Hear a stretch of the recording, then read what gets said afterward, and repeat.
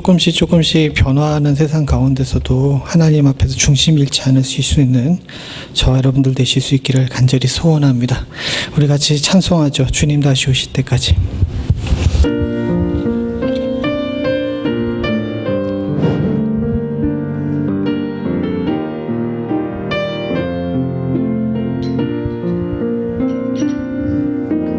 주님 다시 오실 때까지 나는 이 길을 가리라. 좁은 문 좁은 길 나의 십자가 지고 나의 가는 이 길 끝에서 나는 주님을 보리라. 영광의 내 주님 나를 맞아주시리. 주님 다시 오실 때까지 나는 일어나 달려가리라. 주의 영광 온 땅 덮을 때 나는 일어나 노래하리. 내 사모하는 주님 온 세상 구주시로. 내 사모하는 주님 영광의 왕이시라. 주님 다시 오실 때까지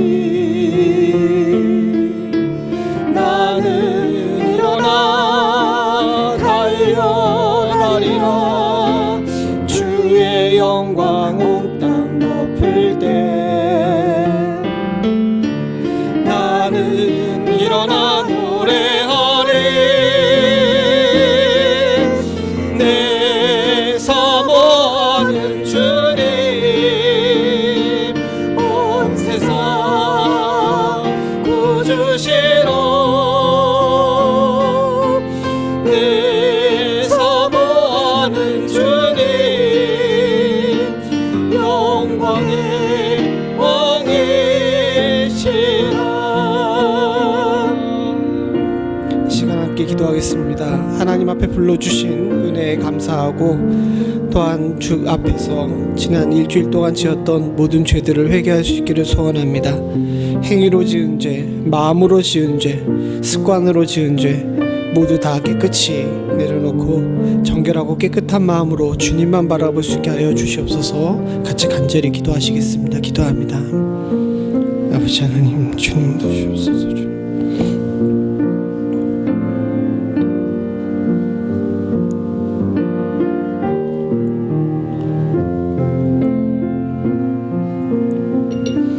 아버지 이제는 오시옵소서. 하나님 주님 자식께로서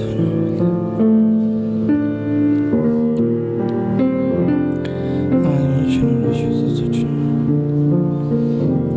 자식께로서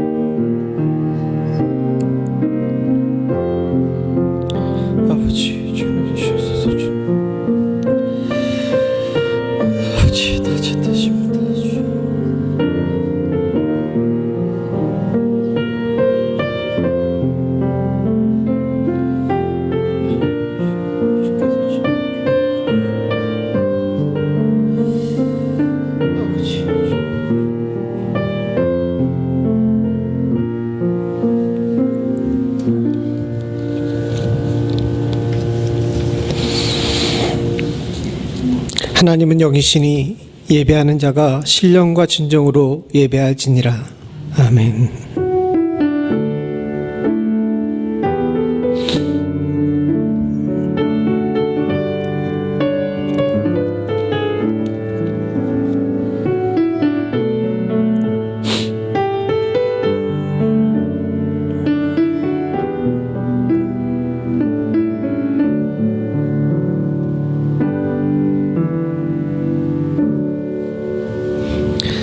전능하셔서 천지를 창조하셨고 인간을 사랑하셔서 독생자를 보내시기까지 우리를 긍휼히 여기신 하나님 아버지, 오늘도 주의 전능하심과 사랑에 기대어 이 자리에 나와 엎드린 주의 사랑하는 성도들 가운데 주께서 복의 복을 내리시며 은혜의 은혜를 더하시기를 간절히 소원하옵나이다. 아버지 하나님, 세상을 창조하신 주님께서는 역사를 주관하시고 온 땅을 다스리시기에 그 어떤 것도 다 고치실 수 있는 줄로 믿습니다. 지금 우리의 상황과 온 세상이 겪고 있는 여러 가지 어려움들 가운데 하나님 주의 긍휼을 바라는 성도들의 기도를 들으시사 땅을 고치시는 은혜를 허락하여 주시옵고, 혹 우리가 패역하거나 우리가 온전하지 못하거나 우리가 교만한 부분이 있다면 하나님 아버지, 주께서 부르시는 이때에 온 인류가 겸손할 줄 아는 지혜를 갖게 하여 주시오며 교회가 앞장서 무릎 꿇을 수 있는 은혜를 허락하여 주시옵소서. 다른 것을 지적하기보다는 스스로의 무릎이 먼저라는 사실을 잊지 않을 수 있도록 주님 도와주시사 교회에 깨어 경선할 수 있는 은혜를 허락하여 주시옵고, 목회자와 성도가 먼저 하나님을 찾을 줄 아는 지혜를 갖게 하여 주시옵기를 간절히 소원하오니, 지금 주께서는 주님을 찾는 자, 주께 돌아가는 자를 부르시는 때인 줄로 믿고 하나님 바로 나아갈 수 있게 하여 주시옵소서. 이를 위해 주께서 우리들에게 예배를 허락하시는 줄로 믿습니다. 주의 전에 나와 엎드려 주의 부르심에 응답한 사랑하는 성도들에게 하나님께서 복을 주시되, 이 자리에 있는 성도들과 또 영상으로 예배드리는 모든 성도들, 신령과 진정으로 예배드리는 모든 자들 위해 주님께서 은혜를 더하여 주시사 회복의 역사를 허락하여 주시옵소서.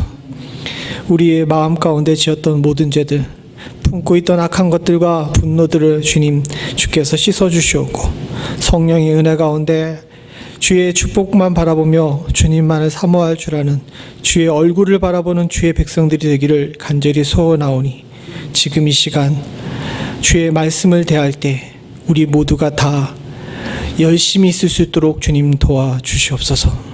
모든 말씀 예수님의 이름으로 간절히 기도드리옵나이다. 아멘. 다 잘 일어나셔서 찬송가 7장 찬송입니다.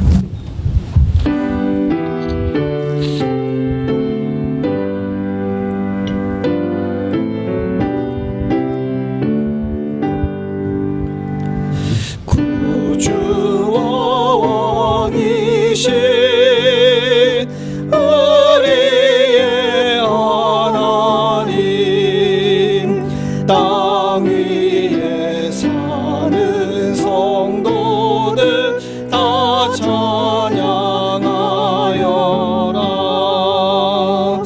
권능과 지혜가 한없는 하나님, 그 위엄 영원하시니 다 찬양하여라.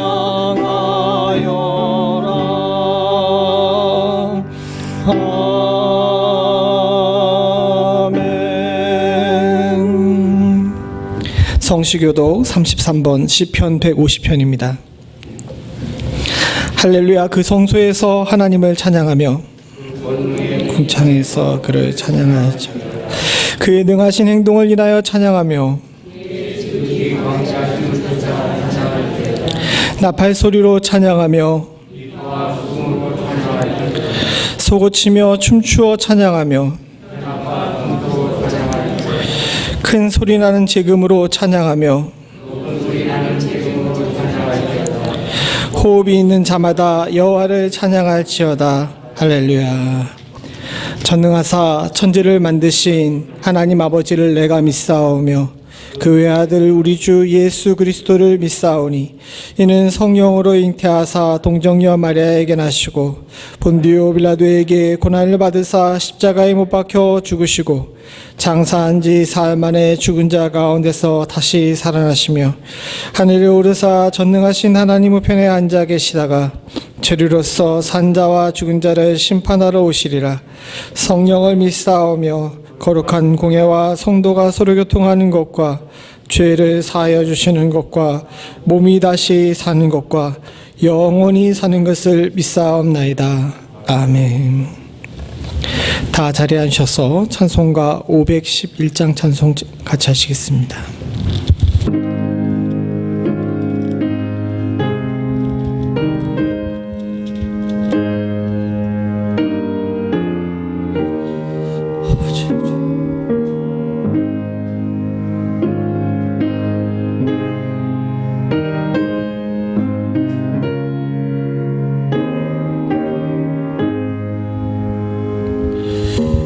내 구주 예수를 더욱 사랑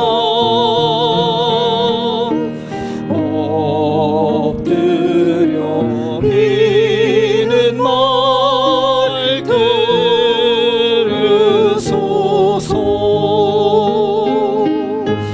내 생정선이 내 구주 예수를 더욱 사랑 더욱 사랑 이전에 세상 나 기뻤어도 지금 내 기쁨은 오직 예수. 다만 내비는 널 내 구주 예수를 더욱 사랑 더욱 사랑.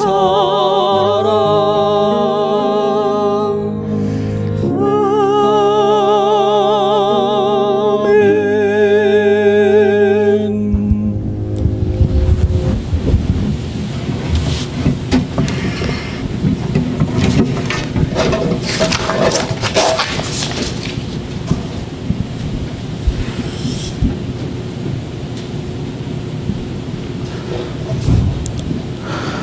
또 내가 참고 내 이름을 위하여 견디고 게으르지 아니한 것을 아노라.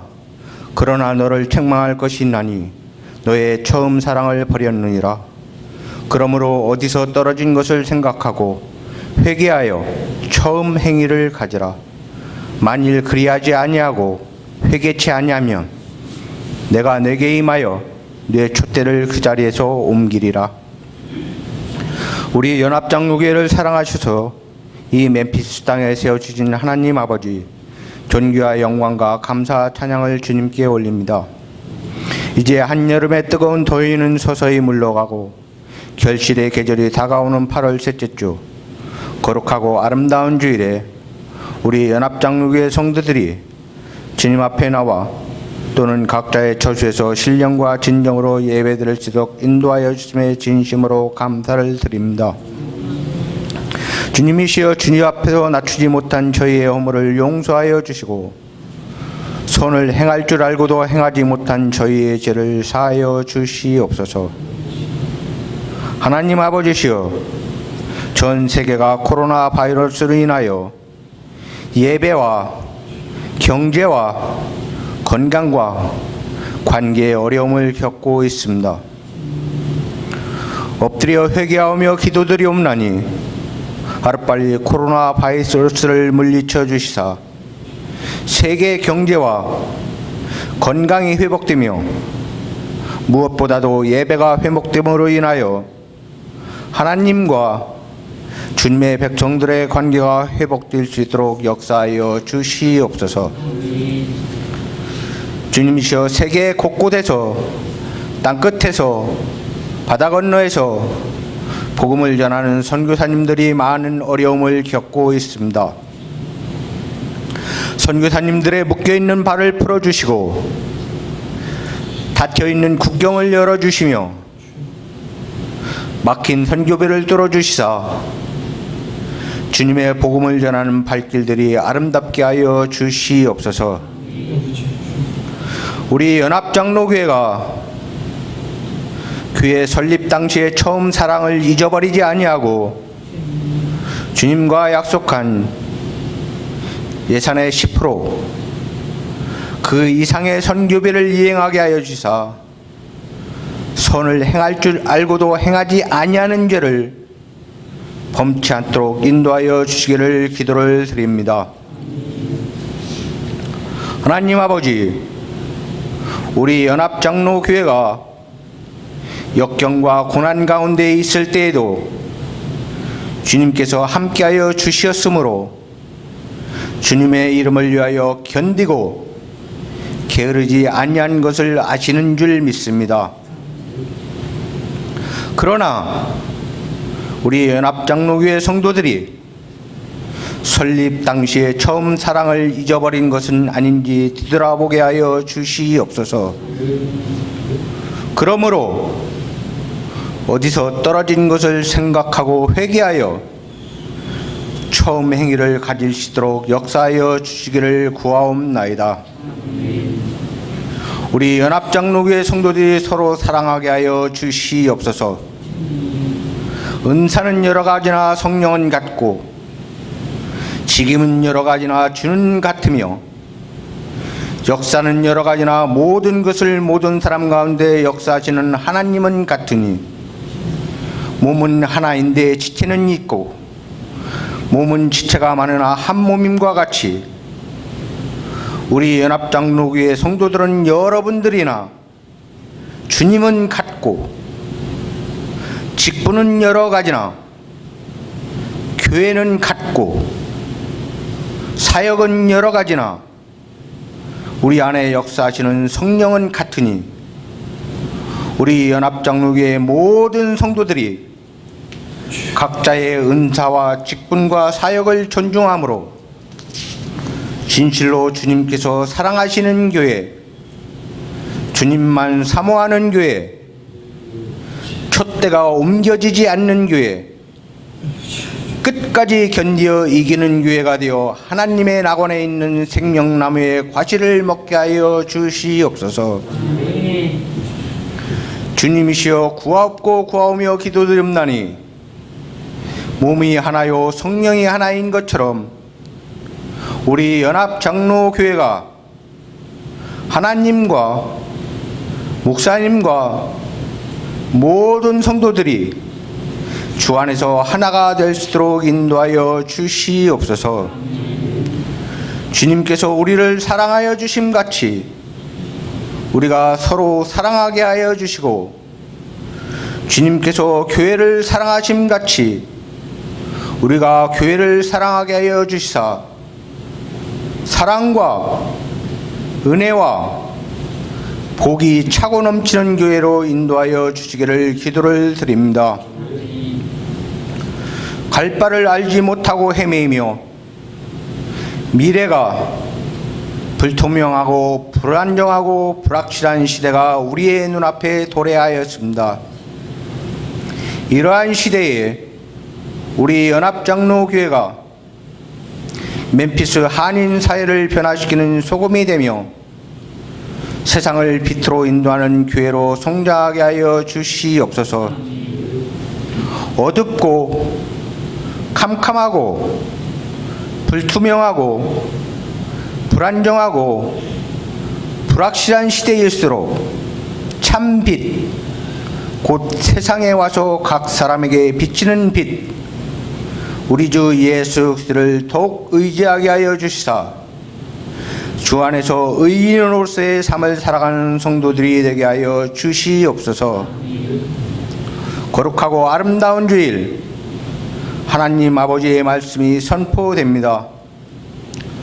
말씀을 선포하시는 목사님에게 은혜와 복을 베풀어 주시사 영육간의 강건함을 허락하여 주시고 우리 주 예수 그리스도의 심장을 가지고 목회를 하게 하여 주시옵소서. 주님의 사랑으로 우리 연합장로교회를 이끌어가게 하여 주시옵소서. 주님이시여 기도드리옵나니 목사님께서 처음 목회를 하기로 결심하셨던 주님을 향한 초심을, 하나님을 향한 처음 사랑을 잃지 않도록 인도하여 주시기를 기도를 드립니다. 말씀을 듣는 모든 성도들에게 은혜와 복을 베풀어 주시사 영간의 강건함을 허락하여 주시고 코로나 바이러스를 물리쳐 주시며 어렵고 힘든 역경 가운데 땀과 눈물을 흘며 뿌린 씨앗의 열매를 기쁨과 감사함으로 거두게 하여 주시옵소서. 주님이시여 교회가 설립될 때 주님을 향한 다짐을, 하나님을 향한 처음 사랑을 떨어뜨리지 않으므로 생명을 구하는 역사가 있게 하여 주시옵소서. 하나님 아버지, 다시 한 번 더 간절히 구하옵나니 몸이 하나요 성령이 하나인 것처럼 말씀을 선포하시는 목사님과 말씀을 듣는 모든 성도들, 하나님을 향한 처음 사랑을 버리지도 떨어뜨리지도 아니하고 오직 주님만을 사모함으로 온 교회가 하나가 되게 역사하여 주시옵소서. 하나님 아버지의 살아 역사하심과 성령께서 이 예배를 주관하여 주심을 믿사오며 우리의 길이요 진리요 생명이신 우리 주 예수 그리스도 받들어 감사하며 기도 올렸사옵나이다. 아멘.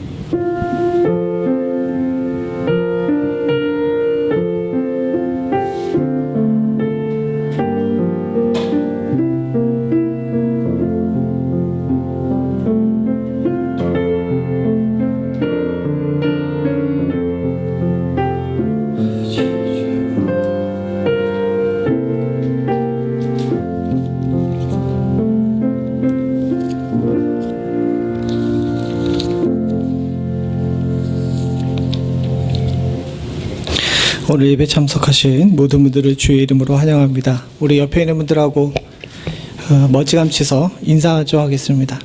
하이. 예, 오래간만에 나오신 분들들 여러분 계신데 여러분 가까이 가지 마시고 멀리서 성도의 교제해 주시기를 부탁을 드립니다. 기쁜 소식이 있는데요. 황대성 장로님, 곽태구 권사님 가정에 하나님께서 귀한 손녀를 허락하셨습니다. 지난 왜 웃으세요? 축하할 일인데요. 지난 월요일 새벽 3시에 태어났답니다. 무사하게 산모도 아이도 건강하다고 이야기하는데 여러분들 많이 축복해 주시기를 바라고요. 지금 시기가 어려운 시기라 사실은 쉽지가 않죠. 그리고 산모가 회복하는 일도 그렇게 간단한 일은 아닌 것 같습니다. 산모는 우리 교인은 아니지만 우리 장로님과 권사님 기억하시고 우리 산모도 아이도 건강하게 이 위기를 잘 넘길 수 있게끔 여러분들 기도해 주시기를 부탁을 드립니다. 또 하나 대기 중인데 이번에 진짜 우리 교인이죠. 우리 서기옥 집사님 둘째 딸 우리 그 유나 엄마 수경자매가 다음 달에 출산해요. 예, 거기도 이렇게 날 받아놨습니다. 집사님 다음 달 맞죠? 10월 달이에요? 9월 달이에요? 예, 그러니까 그 다음 달인데 아마 그거는 이렇게 좀 조절이 될 수 있을지도 모르는데 기도 좀 하셔야 돼요. 지금 한창 몸이 무거울 때이고 아이가 좀 큰가 봅니다. 그러니까 여러분들 좀 기도 좀 많이 해주셔서 무사히 잘 태어날 수 있게끔 기도해 주시기를 부탁을 드립니다. 이게 할머니들이 그래서 교회를 못 나와요. 아이 때문에 교회를 못 나오니까 여러분들 전화로 안부해 주시기를 부탁을 드립니다. 마찬가지로 코로나 사태 때문에 교회가 지금 여러모로 예배가 좀 원활하지 못한 것 잘 아실 줄로 압니다. 주중에 다른 교회 목사님들하고 이렇게 통화할 기회가 있었는데 여기 지역뿐만 아니라 미국 전역에 있는 목사님들과 통화를 할 일이 있었는데 그래도 멤피스는 행복한 겁니다. 다른 데에 비하면은 많이들 벌써 한 6개월 정도 예배를 못 드린 데도 있다고 그러는데 여러분들께서 이 예배를 귀하게 여기시고 이 예배를 귀하게 여기는 것만큼 우리가 조심해야 돼요. 거기도 얘기가 그 회의할 때 얘기가 나왔는데 그 신방이나 또 개별적인 신방이나 이런 거 좀 자제해 주셔야 됩니다. 원래부터 그거 하지 말라고 얘기를 처음부터 나왔거든요. 대면 신방 같은 경우 하면 안 되고요. 소그룹 모임 같은 경우도 조심하셔야 됩니다. 지금 한국의 사정도 여러분들 잘 아실 텐데 잘 안 지키는 바람에 결국 교회가 세상에 덕을 끼치지 못하는 그런 일이 벌어지게 돼요. 그러니까 여러분들께서 조심해 주시기를 부탁을 다시 한번 드리고요. 교회에서 있는 친교에서도 여러분들 거리 유지하는 거 잊지 마시기를 부탁을 드립니다. 이제 미국 사회가 이 부분에 대해서 주의 안 하고 그냥 적당히 익숙해져 버려 가는 것 같은데 지금 그렇게 하다가 잘못하게 되게 되면 하나님의 영광 가리는 일이 생길 수가 있거든요. 좀 특별히 여러분들 기도해 주셔야 되는 것은 내일서부터 이쪽에 개학을 합니다. 아이들 개학도 하고 그러기 때문에 더 열심히 기도해 주셔야 될 때인 줄로 압니다. 예방수칙을 잘 지켜주시기를 다시 한번 부탁을 드립니다. 다른 광고 없으시죠? 예, 없으시면 우리 하나님 말씀 함께 보죠. 출애굽기 3장 10절부터 12절입니다.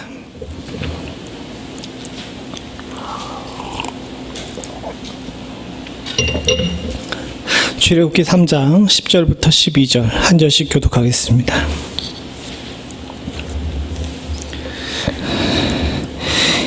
제가 먼저 10절 봅니다. 이제 내가 너를 바로에게 보내어 너로 내 백성 이스라엘 자손을 애굽에서 인도하여 내게 하리라.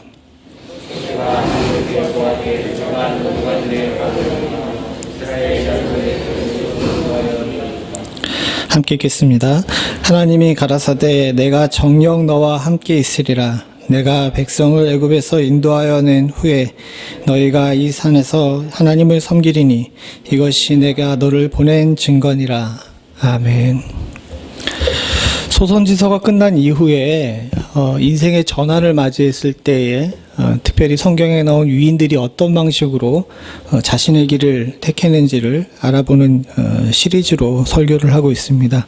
지난주에는 여러분들께서 다윗의 이야기를 통해서 다윗이 사울에게 쫓기는 그때 이제는 영웅으로 사는 것이 아니라 의인으로 살겠다고 결단하는 모습을 보면서 세상이 기대하고 또 내가 원하는 그런 영웅의 삶이 아니라 하나님께 기대어 살고 하나님을 섬기는 또 하나님만을 바라보는 의인의 삶으로 말미암아 다윗의 인생이 변한 것을 우리들이 함께 나눴습니다. 그리고 오늘은 모세의 이야기를 통해서 보려고 해요. 잘 아신 것처럼 출애굽기 3장은 모세가 미디안 광야에서 생활하던 중에 불타는 떨기나무 가운데서 하나님을 만나고 또 하나님께 부름을 받은 그 사건을 이야기하고 있습니다.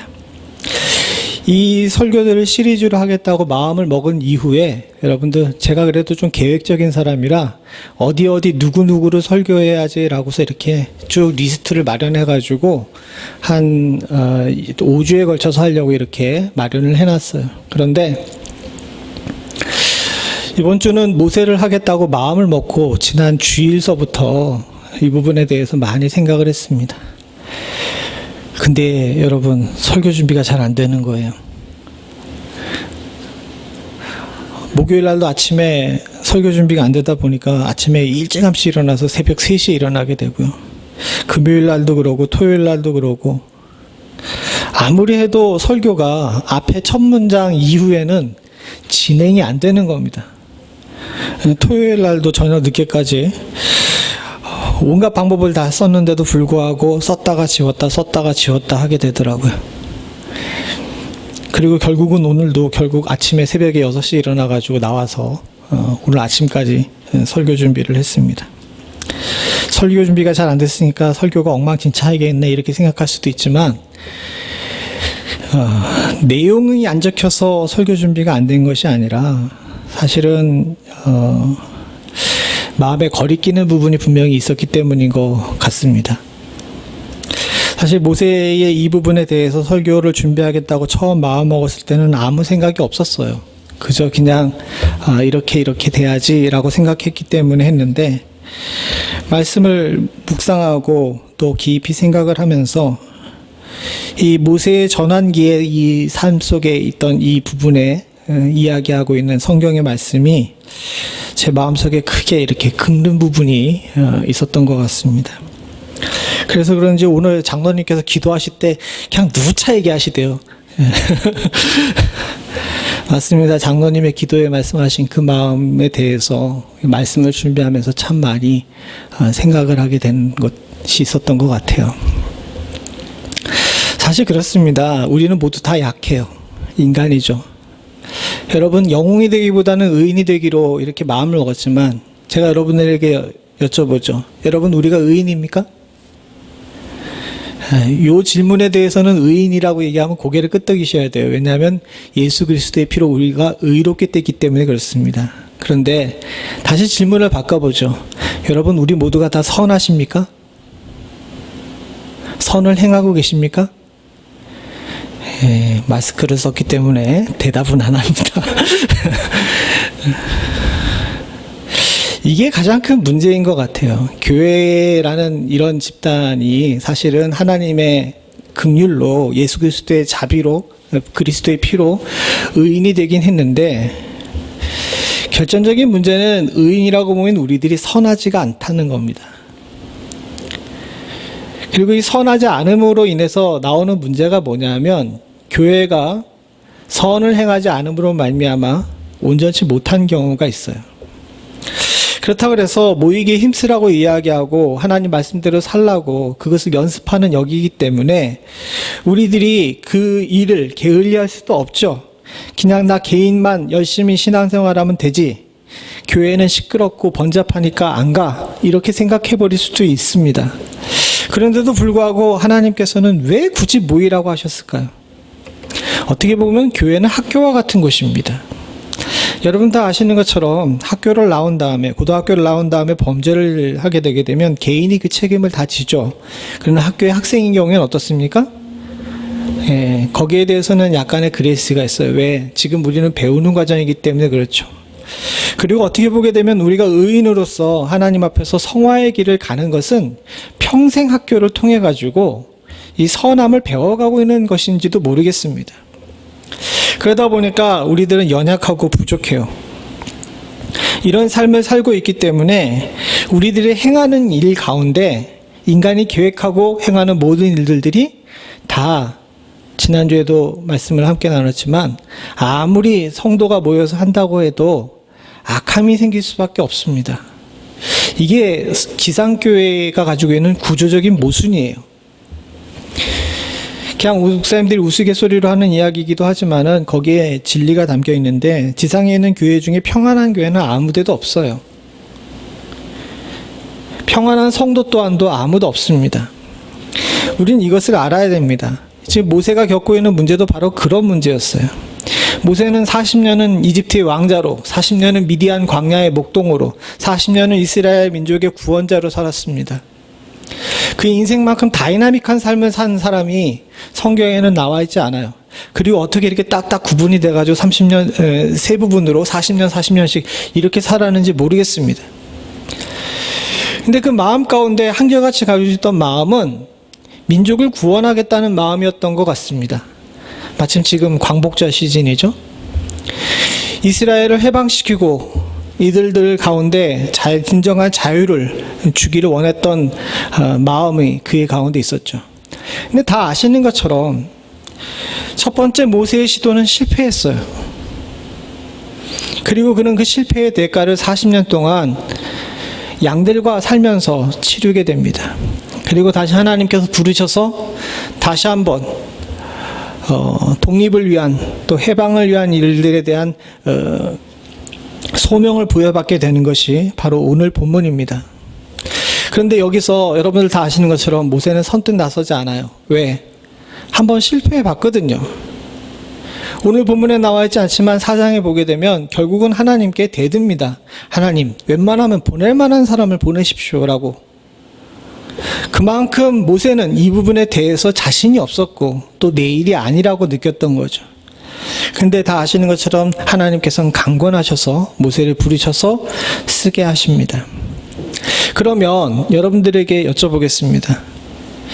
모세가 마지막 40년 동안 이스라엘 민족의 해방자로 살면서 이스라엘 민족을 구원하여서 열재앙을 통해서 애굽에서 해방케 하고 또 홍해를 건너가지고 이스라엘 민족을 구원하고 광야에 지내는 동안에 이스라엘 민족에게 말씀을 가르치고 그들을 목양하고 그들에게 만나와 메추라기와 반석의 물을 하나님께서 내리실 때 매개체 역할을 했는데, 여러분 그 40년 동안 그가 목회를 하면서, 이것도 일종의 목회죠. 목회를 하면서 또 그가 하나님의 백성을 인도하면서 하나님의 대언자로 살면서 그가 매번 다 성공했나요?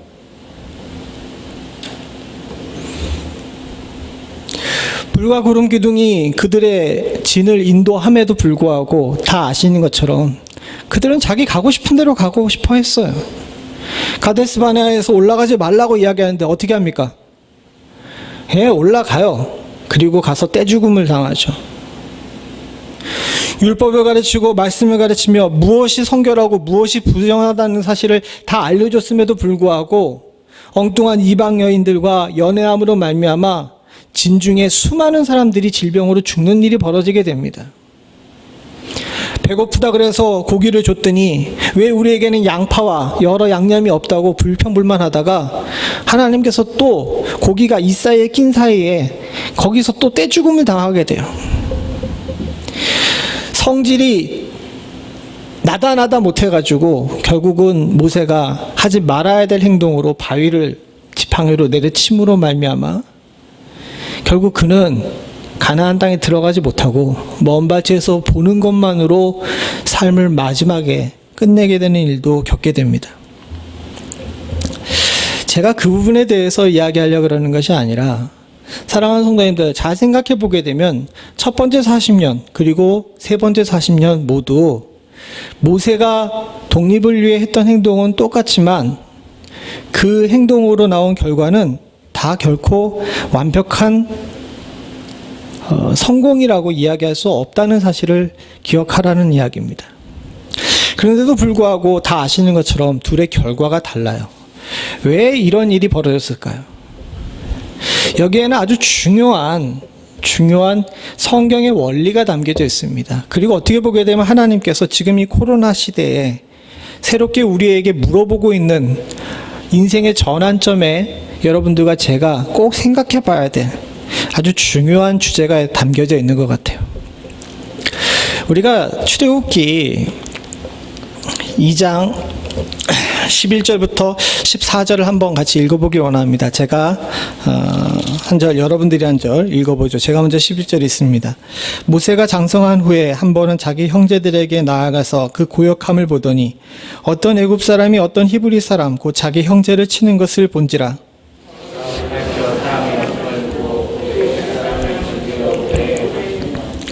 이튿날 다시 나가니 두 히브리 사람이 서로 싸우는지라. 그른 자에게 이르되 내가 어찌하여 동포를 치느냐 하매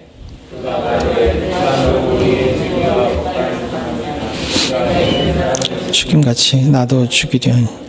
모세가 두려워하여 가로되 이 일이 탈로 나왔도다. 오늘 이 부분을 생각해 보게 되면 그냥 단순하게 모세가 고통받고 있는 민족을 위해서 이집트 사람을 죽였고 또 그 일 이후에 동포들이 서로 싸우는 모습을 보면서 그러지 말라고 갔다가 자기가 한 행동이 이미 모든 사람들에게 다 알려졌음을 알게 되고 미디안 광야로 도망가는 이야기가 나오는 것으로 볼 수 있습니다. 근데 이 본문을 자세하게 잘 보게 되게 되면 모세가 지금 이집트 사람을 죽인 것은 누구를 위해 죽인 거예요? 이건 한 번도 생각을 잘 안 해보셨죠? 이집트 사람을 죽인 이유가 뭘까요? 여기 11절에 나와 있잖아요. 11절 12절에 보니까 모세가 이집트 사람을 죽인 이유가 누구를 위해서 죽인 겁니까? 예? 마스크를 썼다 하더라도 이런 거 좀 대답을 하셔야지. 예, 우리 성질 때문에 그렇다고 그러시는 사람도 계시는데, 사실 이 본문을 잘 보게 되게 되면 저기 나와 있지만 형제들을 위해서라고 나와 있잖아요. 형제들에게 나아가서 형제들이 치는 것을. 사실 모세가 첫 번째 이 40년에 이스라엘 독립을 위해 할 때에는 모세는 사람을 위해서 이 일을 한 겁니다. 이거를 꼭 알려주고 싶었던 거예요, 성경에서는. 모세가 첫 번째 40년 때 이때 능력이 출중했습니다.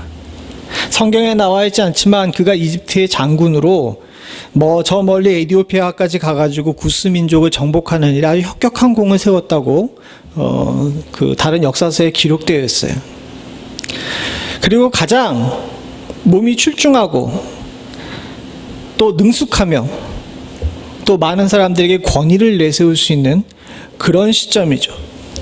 그에게 인간으로서 거의 불가능한 일은 없었을 겁니다. 지금 우리가 생각한 것보다도 이집트는 훨씬 더 신분제 사회고 훨씬 더 강대한 국가였어요. 지금 세계 최강대국이 미국이라고 생각하지만 미국이 누렸던 세계에서의 위치보다 훨씬 더 대단한 위치를 이집트는 누리고 있었습니다. 그리고 거기에 왕자였어요. 성공한 장군이자 권력자였습니다. 그가 마음 먹으면 안 되는 일이 거의 없던 상황이었어요.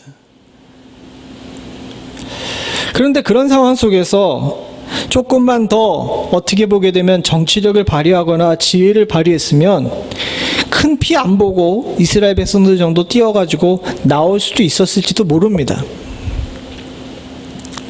그런데 다 아시는 것처럼 그는 실패하고 미디안으로 도망가죠.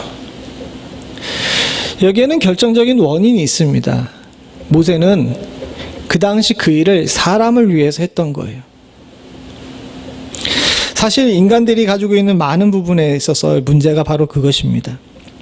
우리는 사람을 위해서 해요. 그 사람이 타인이든 또 자신이든 상관없이 우리들이 일을 계획하고 일을 추진하고 모든 일들을 행하는 일에 있어가지고 사람을 위해서 하는 경우는 여러분 죄송한 얘기지만 반드시 실패합니다. 왠지 아십니까? 사람은 그렇게 지혜롭지도 않고요. 그렇게 공정하지도 않아요. 내가 다른 사람을 향해 선의를 가지고 행했던 일을 할지라도 그 일이 선의로 나오지 않습니다. 오늘 나온 본문처럼. 그리고 내가 저 사람을 위해서 나 스스로의 만족을 위해서든지 또 나 스스로의 계획을 통해 가지고 일을 행했다 할지라도 그것이 결코 역사를 바꾸지 못하는 경우가 많이 있고 되려 나에게 부정적인 경우가 더 많은 경우가 많이 있습니다. 실제로 우리 교회와 가정에서 일도 마찬가지입니다. 우린 자녀들에게 잘 되라고 많은 잔소리를 합니다. 근데 자녀들은 그 잔소리 듣습니까? 안 듣습니까? 잘 듣는 자녀들을 키우신 분들은 정말 복된 부모인 줄로 믿습니다. 근데 잘 안 듣죠. 근데 부모 입장에서는 되게 야속해요. 왜 야속하죠? 우리가 저들의 잔소리하는 것은 우리 성질 때문에 그렇습니까? 아니죠. 그들이 잘 되기를 위해서 먼저 인생을 산 부모로서 지혜를 가지고 자녀들에게 이야기합니다. 그 자녀들은 죽으라고 안 듣고 엄마는 아빠는 또는 옛날 사람이야, 올드 피플이야 이러면서 부모에게 마음에 상처를 줍니다. 우리가 선한 마음을 가지고 행한다 할지라도 받는 사람들이 그렇게 쉽게 선으로 다가오고 받질 않아요. 많은 경우에서 세상은 사람을 위해 살라고 이야기합니다. 철학자들이나 교육자들은 그렇게 얘기하죠. 너 자신을 위해 살지 말고 다른 사람을 위해 살라고. 그게 지혜롭게 들리고 지혜로운 이야기처럼 들립니다. 그리고 오늘날의 많은 경우에 있어서 도덕책이나 윤리책에서는 이런 이야기를 통해 가지고 세상을 위해 살 줄 아는 사람, 타인을 위해 살 줄 아는 사람을 키우는 것을 중시 여깁니다. 근데 한결같이 여러분 나오는 문제는 뭐냐면 다른 사람을 위해 열심히 살아도 그 나온 결과는 결코 좋지가 않아요. 왜일까요? 그 많은 철학자들과 윤리학자들이 지혜롭다라는 많은 사람들이 다른 사람을 위해, 타인을 위해 살 것을 이야기했는데도 불구하고 세상은 변화하지 않습니다. 또 그렇게 타인으로 살았던 많은 사람들은 그 대가를 결코 좋은 방향으로 치르지 못하죠.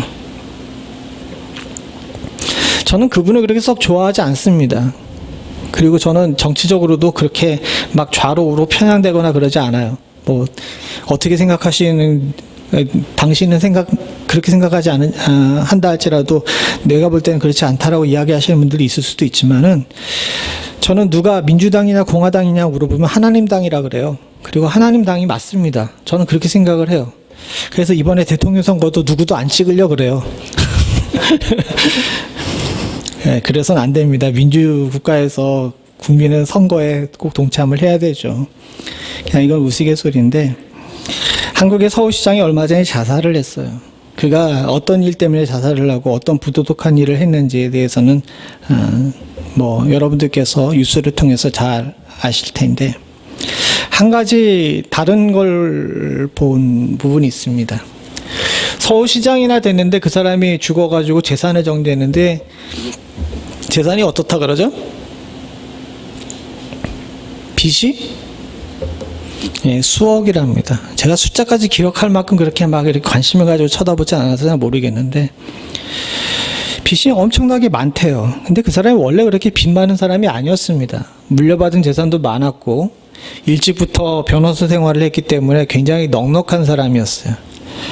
근데 다 아시는 것처럼 그가 뭐 정치적으로 좌나 우니 이런 거에 상관없이 그는 평생 다른 사람을 위해 사는 일에 굉장히 헌신했습니다. 그 사람이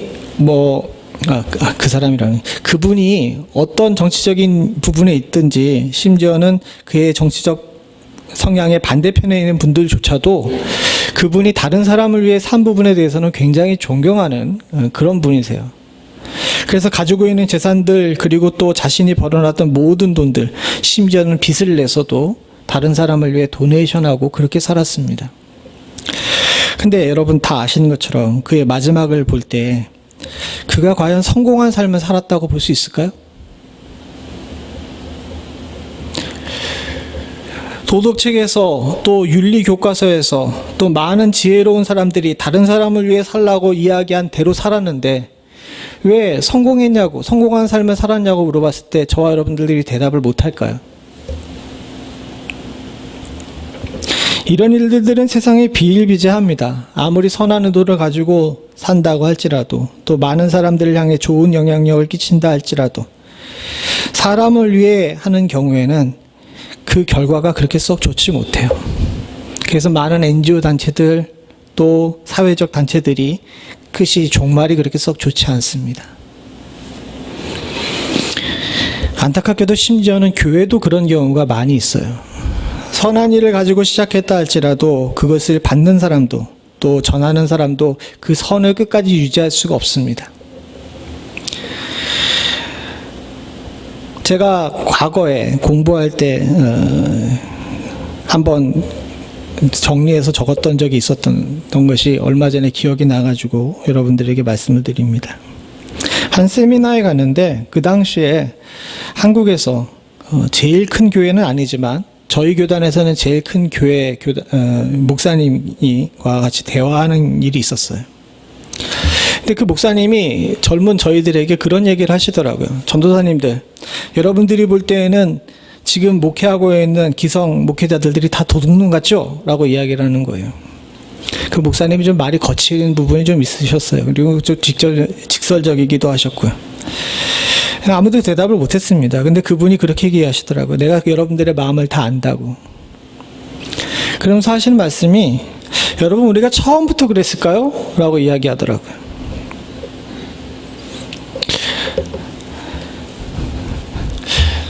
그때 저희도 여러분처럼 아무 대답을 못했습니다. 우리가 아무 대답은 안 했지만 생각할 때 그분도 처음 시작할 때는 그러지 않았을 거예요.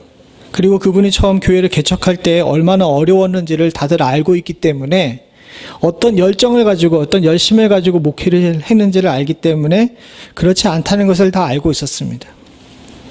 근데 이 목사님이 그렇게 얘기하시더라고요. 참 목회가 어려운 게 처음 우리는 여기 앉아 계신 여러 전도사님들처럼 하나님을 위해서 목회를 했다고. 하나님을 중심으로 목회를 하게 됐는데 교회가 커지고 시간이 지나고 나도 더 나이가 먹어가고 목회가 익숙해지니까 하나님을 위해서 목회하게 되는 것이 아니라 사람을 위해서 목회하게 되더라고. 그리고 그때부터 나도 변질되고 교회도 변질되고 성도도 변질되는 것을 보게 된다고. 더 안타깝고 놀라운 것은 무엇인지 아냐고 그 목사님이 저희한테 물어보시더라고요.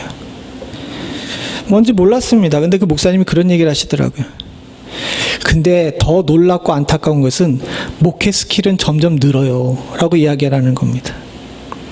무슨 얘기인지 몰라가지고 다시 물어봤더니 그 목사님이 하신 얘기가 제가 전도사 때 설교를 더 잘했겠습니까? 지금 설교를 더 잘했겠습니까? 라고 물어보시더라고요. 여러분 어떨 것 같아요? 그 목사님은 벌써 40년 동안이나 목회하셨기에 설교에 있어서는 달인이셨습니다. 전도사 때처럼 정리가 안 되고 이리저리 왔다 갔다 하며 제대로 말씀도 전달 못하던 그런 시대보다 40년 뒤는 훨씬 더 설교를 잘했겠죠. 근데 문제는 어떻습니까? 어버버 하면서 설교 못했던 그때는 하나님을 위해서 목회를 했는데 깔끔하고 군더더기 없이 말씀을 전달하고 있는 지금은 때때로 하나님을 위해서가 아니라 사람을 위해서 목회하고 있는 경우가 많다는 거죠. 이게 우리가 겪고 있는 딜레마입니다. 성도도 마찬가지입니다. 하나님께서 이 코로나를 통해 가지고 우리에게 물어보시는 것이 있어요. 너는 누구를 위해 예배를 드리고 있니? 너는 누구를 위해 신앙생활을 하고 있니? 그리고 이런 실존적인 질문 앞에서 우리는 대답을 해야 되는데 대답이 잘 안 나와요.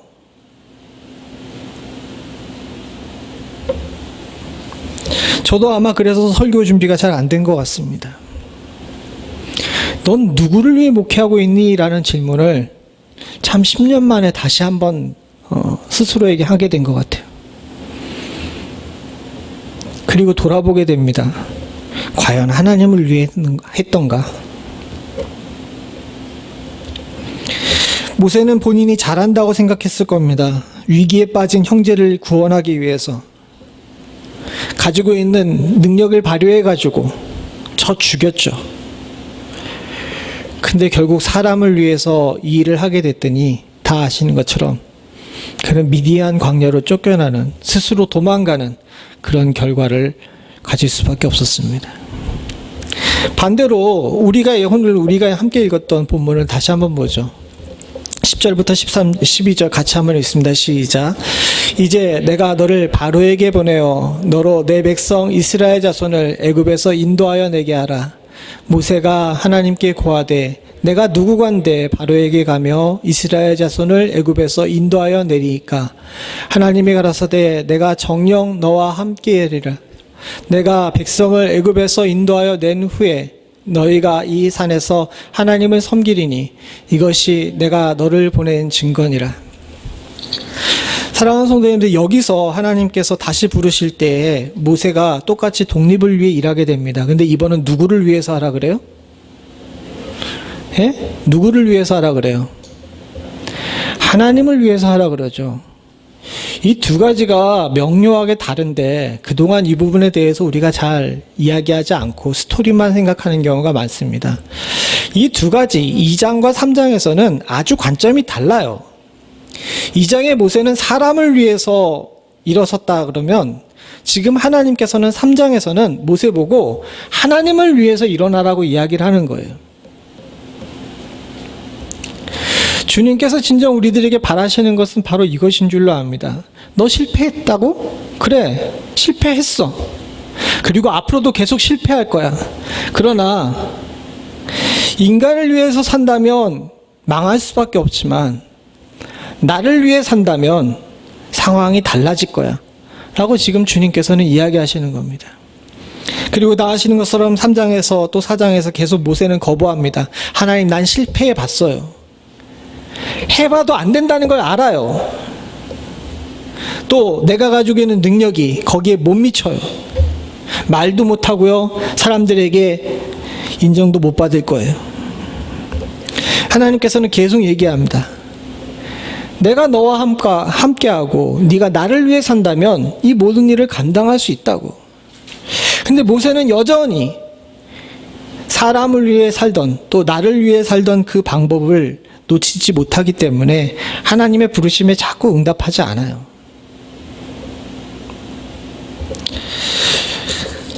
조금 전에 말씀드렸듯이 주님께서는 지금 우리들에게 바로 이 부분에 대해서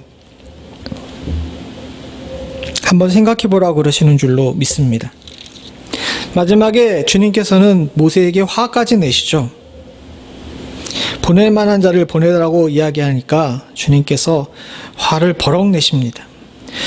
4장 14절에 보니까 여호와께서 모세를 향하여 노를 바라시고 가라사대, 사랑하는 성도님들, 주님께서 부르셔서 우리 보고 사람을 위해 사는 사람이 아니라 하나님을 위해 사는 사람이 되라고 지금 우리에게 강권하고 계시는 줄로 믿습니다. 근데 이에 제대로 응답하지 않게 되게 되면 하나님께서 노를 바라실 수 있다는 사실을 여러분들 기억하셔야 할 줄로 믿습니다. 여러분, 신앙생활 누구를 위해 해요? 교회를 누구를 위해 다닙니까? 목회는 누구를 위해 하는 걸까요? 여러분들을 책망하기 위해서 이 말씀을 드리는 것이 아니라 주님께서는 이 질문을 우리가 사는 날 동안에 계속 물어보기를 원하시는데 우리가 그동안 이 질문에 대해서 등한히 하고 있었던 거예요. 관심이 없었던 겁니다. 그리고 더 궁극적인 이유는 생각하고 싶지 않았던 거예요. 왜? 우리는 여전히 사람을 위해서, 정확하게 얘기해서는 나를 위해서 사는 일에 더 익숙하기 때문에 그렇고 그것이 더 수월하고 편하기 때문에 그렇죠. 하나님을 위해 살게 되게 되면 많은 부분에서 우리가 포기해야 될 것이 있습니다. 모세는 성질이 급한 사람이었어요. 아시는 것처럼 걸리면 죽여요. 그렇지 않습니까? 여기 모세가 여기 2장에서 죽였을 뿐만 아니라 미디안 광야로 간 다음에도 2장 후반부에 보게 되게 되면 그 이드로의 딸들을 만나게 했을 때 그들이 고통받고 있는 모습을 보면서 목동들에게 가가지고 목동들을 막 쫓아내죠. 쫓아낸 이야기가 나옵니다. 근데 정확하게 얘기해서는요, 이 일이 여자들이 그 우물물에서 물 길는 것이 어려우니까 모세가 도와줬나 보다 우리는 이렇게 생각할 수 있지만 이 당시 풍속으로 봐서는 모세의 이런 행동이 아주 특이한 행동이에요. 왜? 그 당시 우물에 관한 문제는 생명이 걸린 문제입니다. 괜히 여기 개입하게 되게 되면요, 목숨을 잃을 수가 있어요. 더군다나 지금에서야 여러분들 남녀평등 시대니까 그런데 그 당시에 남자와 여자 사이에는 사회적 격차가 아주 심하기 때문에 여자들이 먼저 와서 우물물을 사용한다 하더라도 남자가 가가지고 우물에 가서 물을 마시려고 그러게 되면 여자들이 피해줘야 되는 거예요. 좀 불합리하게 생각되죠? 근데 그 당시에는 그랬어요. 근데 모세는 가가지고 그들을 쫓아냈죠. 그리고 이드로의 딸들의 가축들을 먹이는 일을 도와줍니다. 어떻게 보게 되면 모세는 그 성질이, 그 성격이 거치는 것이 없어요. 근데 생각을 해보십시오.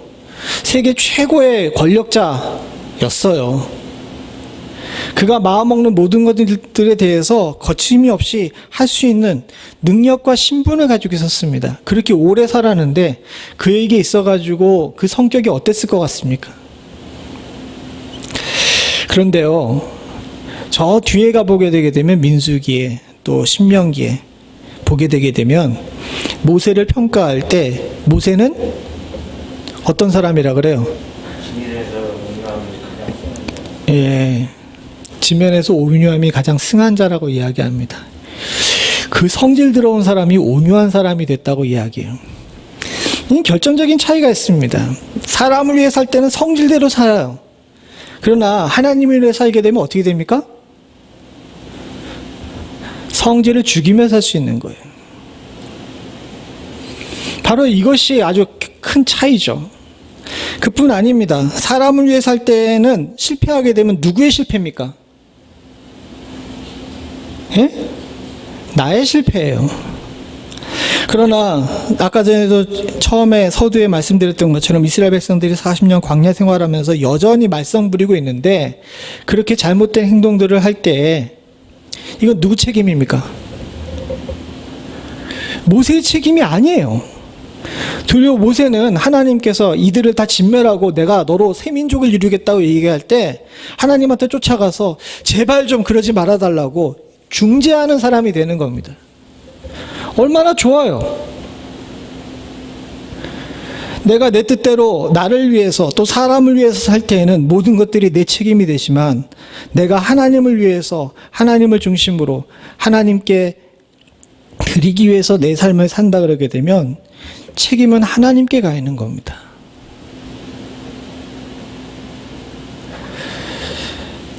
모세는 이 시내산 사건에서 광야의 떨기나무 사건을 통해 가지고 단순히 지팡이를 받고 손에 문둥병이 생기고 지팡이를 던지면 뱀이 나오는 능력을 받은 것이 아닙니다.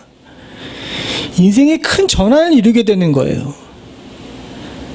사람을 위해 살던 사람이 하나님을 위해 살 줄 아는 그런 사람으로 바뀌기 시작한 거죠. 처음부터 잘 된 것은 아닙니다. 모세도 처음엔 잘 안 됐어요. 그러나 그가 조금씩 이 부분에 연습이 되면서 결국은 온유가 지면에 승한 자가 된 거죠. 사랑하는 성도님들, 우리도 마찬가지입니다. 주님께서는 아까 전에 여러분들에게 제가 말씀드린 것처럼 그것을 물어보고 계십니다. 넌 지금 누구를 위해 살고 있니? 교회의 문제도 마찬가지죠. 아까 전에 그 목사님의 이야기가 지금도 여전히 기억이 나는 이유 중에 하나가 그겁니다. 사역을 해보니까 그 목사님이 왜 그런 얘기를 하셨는지를 알게 돼요. 우린 신앙생활이 많이 익숙해졌습니다. 신앙생활에서는 습관이 중요하죠. 이것이 나쁘다고 생각하진 않습니다. 그러나 너무 익숙하고 습관이 되어버린 바람에 하나님을 위해서 해야 될 많은 일들이 나를 위해서 하게 되는 경우가 있어요. 전에 있던 교회는 매주 성경 공부를 냈습니다. 저도 이번에 코로나 때 성경 공부를 여러분들에게 해드렸죠? 그게 되게 익숙한 일이에요. 전에 있던 교회는 8년 동안이나 그 매주 이렇게 앞뒤로 되어 있는 앞면엔 구약, 뒷면엔 신약이 되어 있는 성경 문제를 내보냈어요. 그냥 내보낸 것이 아니라 그게 돌아오게 되면 채점을 매겼습니다. 채점을 매겨가지고 이렇게 다시 나눠줬죠. 근데 여러분 어떻게 되는지 아십니까? 우리 성도들은 이렇게 문제 내주고 답만 내주면 다시 저한테 이렇게 피드백이 오는 경우가 없어요. 목사님 이건 이런데 왜 이래요? 이런 얘기 하시고 문자 보내시는 분은 아무도 없었죠. 근데 거기서는 이렇게 점수를 매겼는데 주중에 꼭 두세 분은 전화해요. 목사님 내가 왜 틀렸어요? 이러면서 전화를 하십니다. 아무리 설명을 하고 이 부분은 이렇기 때문에 이렇습니다라고 이야기를 해도 자기가 생각한 거에서 틀렸다는 것에 대해서 인정하려고 하지 않아요. 결국 마지막에 전화 끊을 때쯤 되면 저한테 성질을 버럭 냅니다. 물론 이해는 갑니다. 한국 사람들은 시험에 특화되어 있는 존재라 우리는 시험을 보면 무조건 어떻게 돼요? 다 맞아야 돼요. 미국인들은 안 그런데 우리나라 사람들이 특징이라 그럽니다. 그래서 그런 건 아는데 여기에 대입해서 보게 되면 그분들의 성경 문제는 하나님을 위해서 푼 걸까요? 나를 위해서 푼 걸까요? 더 정확하게는 그게 이렇게 시험지를 이렇게 다시 이런 뭐라 그래야 되나 그 우편함 같은 데다가 이렇게 모아뒀다가 내는데 이 가나다 순으로 이렇게 돼 있는 데다가 이렇게 이름 순으로 넣거든요. 꼭 자기 것만 가져가면 되는데 꼭 개 중에 한 두세 분은 어떻게 합니까? 어떻게 할 것 같아요? 어떻게 할 것 같아요? 다 그럴 것 같은데 자기 것만 가져가면 되는데 꼭 다 해가지고 다른 사람 몇 점 맞았는지 꼭 확인해 보시는 분들이 있어요. 그리고 나서 전화하죠. 야, 너 몇 개 틀렸더라? 이러면서. 그런 사람들을 위해서 성경 공부해요? 말씀을 알아가는 것이 기쁘고 하나님 앞에서 말씀대로 살려고 노력하는 것이 정말 기쁘고 이것이 하나님을 위해 사는 길이라는 사실을 알기 때문에 말씀을 푼다면 문제 몇 개 틀린 것이 그렇게 대수롭지 않을 겁니다. 근데 참 사람은 간사하죠. 모세는 죽은 후에 이런 평가를 받습니다. 우리 신명기 34장 10절부터 12절입니다. 같이 한번 읽어보죠. 같이 봅니다. 시작. 그 후에 이스라엘에 모세와 같은 선지자가 일어나지 못하였나니 모세는 여호와께서 대면하여 아시던 자요 여호와께서 그를 애굽 땅에 보내사 바로와 그 모든 신하와 그 온 땅의 모든 이적과 기사와 모든 큰 권능과 위엄을 행하게 하시매 온 이스라엘 목전에서 그것을 행하던 자더라. 여기서 뭐 행하던 자 이런 얘기들 많이 나오지만 제가 이 본문에 대해서 뭐 설교가 여러 개 편이 나올 수 있지만 오늘 우리가 설교를 나누면서 집중해야 될 것은 10절에 나와 있는 부분입니다. 맨 끝에 보게 되면은 모세는 여호와께서 대면하여 아시던 자요. 참 묘하죠. 성경 전체를 보게 되면 우리 보고 우리가 여호와를 힘써 알자라고 이야기합니다. 지금 무슨 얘기입니까? 하나님이 계시고 우리가 있으면은 누가 누구를 알아야 돼요. 우리가 하나님을 알아야 된다라고 이야기하죠. 근데 성경에서 딱 이 부분만 반대로 이야기해요. 어떻게 해요? 하나님께서 모세를 아던 자라고 이야기합니다. 아시던 자요라고 표현하죠. 이는 아주 중요한 부분임을 우리들이 잊지 않아야 됩니다. 사랑하는 성도님들, 사람을 위해 사는 사람들은 하나님이 알지 못해요. 근데 하나님께서 하나님을 위해 살던 사람은 알아요. 제가 여기 유일하다고 이야기하는데 이렇게 직접적으로 이야기하지 않고 우회적으로 이야기한 부분은 복음서에 나옵니다. 하나님께서 주님께서 돌아오셨을 때 한편 사람들은 우편에 한편 사람들은 좌편에 이렇게 놓죠. 그리고 한쪽에 있는 사람들에게 이야기합니다. 나는 너희를 모른다. 그때 그 사람들이 이야기하죠. 왜 모르십니까? 우리가 얼마나 열심히 살았는데, 우리가 얼마나 열심히 예배하고, 얼마나 열심히 헌금하고, 얼마나 열심히 살았는데 왜 우리를 모르신다고 이야기하십니까? 주님께서 왜 모른다고 이야기하셨죠? 그들은 그들을 위해서 신앙생활했기 때문에 그렇습니다. 근데 그렇지 않았던 사람들도 있었죠.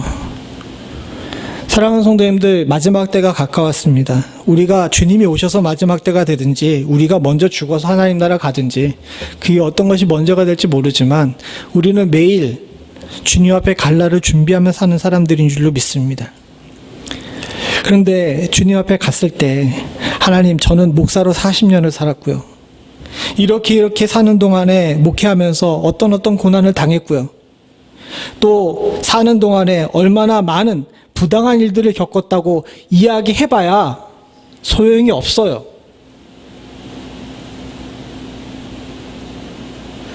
주님께서 그때 가서 난 너 모르겠는데 라고 얘기하시면 끝이에요.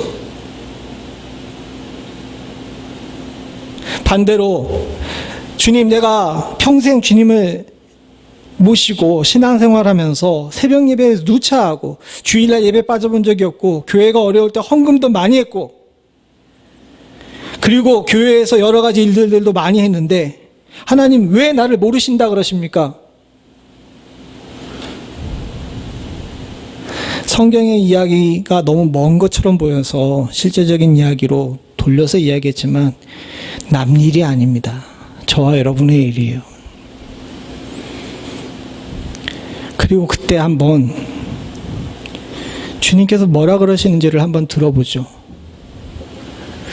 그 신앙생활, 그 목회 누구를 위해 했니?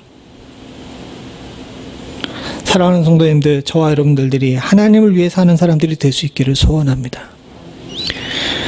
그동안 우리는 사람을 위해서 살았습니다. 그래서 교회가 커지는 것 좋아했고 숫자가 많이 모이거나 건물이 좋아지거나 또 그런 것들을 자랑스러워했는지도 모르겠습니다. 미국 교회도 한국 교회도 또 우리 교회도 마찬가지였겠죠. 그런데 이 시점에 하나님께서 우리들에게 물어보십니다. 이제 사람을 위해 신앙생활하던 시대는 끝내고 하나님을 위해서 신앙생활하라고, 목회를 하라고. 그리고 이 질문에, 이 부르심에 모세처럼 썩 달갑지는 않지만 응답하고 따를 줄 아는 사람을 주님께서 쓰시고 아시는 자로 여기시는 그런 은혜가 있을 줄로 믿습니다. 같이 기도하시겠습니다.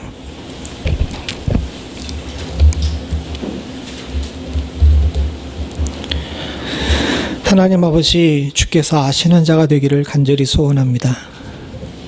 수없이 많은 시간과 노력을 들였지만 결국 나를 위해 예수 믿다가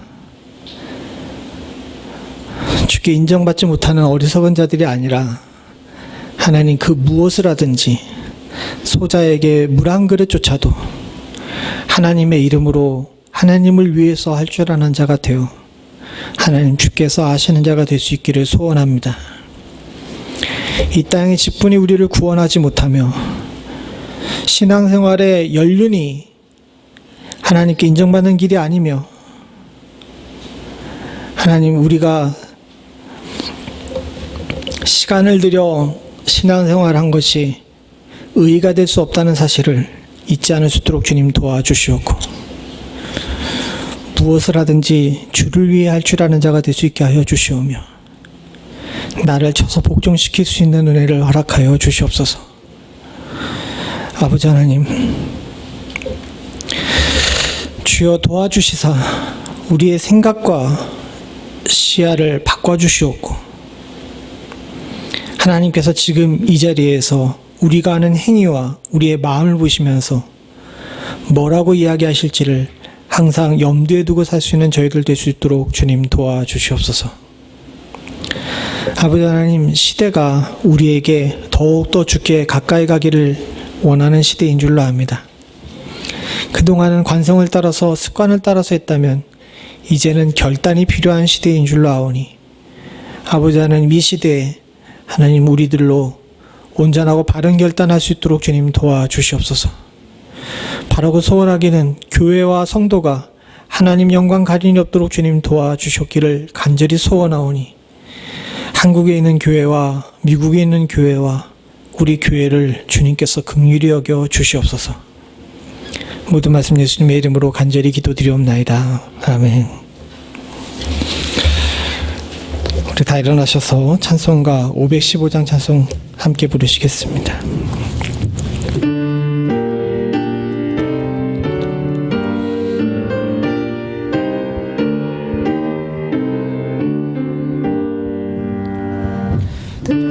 없이 무릎 꿇는 그 복종 아니오 운명에 맡겨 사는 그 생활 아니라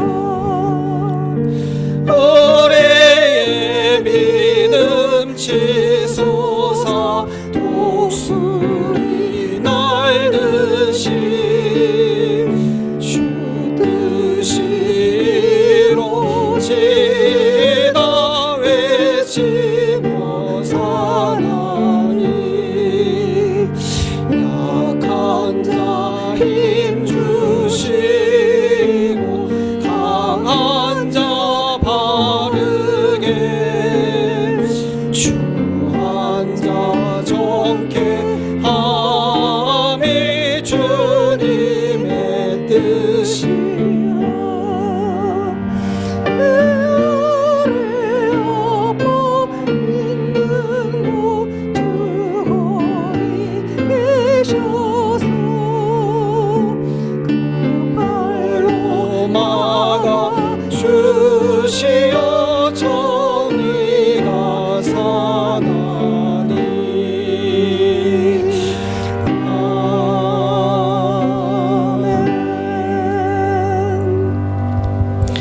하나님 아버지, 주의 은혜 가운데 지난 일주일을 살게 하시고 이 힘들고 어려운 세상 가운데서도 사랑하는 성도들의 가정과 생명과 사업체와 자녀들을 붙잡아 주심을 감사드립니다.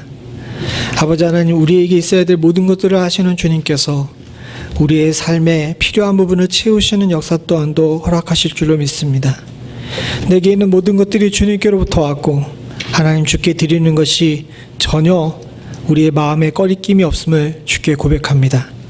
하나님, 우리에게 믿음을 더하시사 이 어려운 시대에 하나님 아버지 그 믿음이 흔들리지 않을 수 있도록 주님 도와주시옵고, 바라고 소원하기는 주님의 채우시는 역사가 우리의 삶 가운데 실제로 일어나는 것들을 우리의 삶 속에서 목도하게 하여 주시옵소서.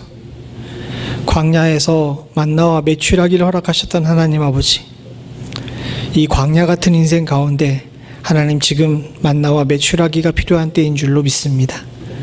사랑하는 성도들에게 허락하여 주셨기를 간절히 소원하옵고, 광야 생활하는 동안 옷도 신발도 헤어지지 않게 하셨던 주님께서 삶의 부분을 책임져 주시사 하나님 헤어짐이 없을 수 있도록 주님 도와주시옵소서.